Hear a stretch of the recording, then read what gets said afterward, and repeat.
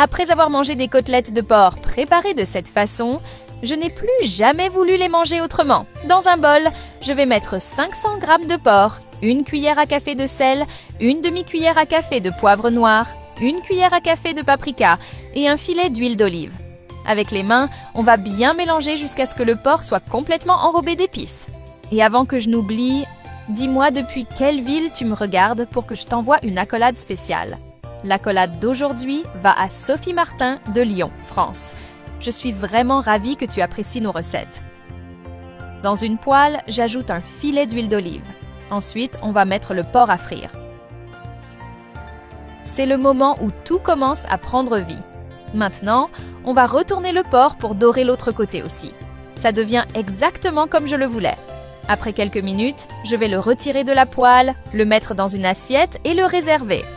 Dans la même poêle, j'ajoute une cuillère à soupe de beurre et je remue jusqu'à ce qu'il fonde. Maintenant, on ajoute un oignon émincé et on fait revenir jusqu'à ce qu'il soit légèrement doré. Ensuite, dans une demi-tasse d'eau, je mets une cuillère à soupe de fécule de maïs.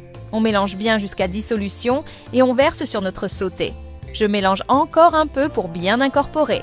J'adore les recettes comme celle-ci, simples mais avec une touche différente. Maintenant, on coupe un ananas en tranches, puis en petits cubes, comme ceci. Je suis certaine que cette recette deviendra un classique chez toi. Impossible de la faire une seule fois. Ensuite, je verse les morceaux d'ananas dans la poêle avec le sauté et on mélange jusqu'à ce que les ingrédients s'intègrent bien. Cette étape semble basique, mais elle garantit un résultat parfait. Après cela, j'ajoute une cuillère à soupe de barbecue et une cuillère à soupe de ketchup.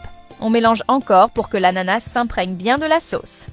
À ce stade, l'odeur commence déjà à être merveilleuse.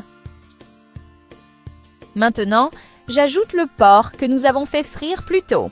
Ensuite, on ajoute du persil à volonté par-dessus. À ce moment-là, je retire ce porc juteux de la poêle et je le dispose dans une assiette avec un peu du sauté d'ananas. La première fois que j'ai fait cette recette à la maison, c'était totalement improvisé. Pas prévu, sans vouloir impressionner qui que ce soit, mais il n'a fallu que quelques minutes pour que tout le monde remarque qu'il se passait quelque chose de spécial.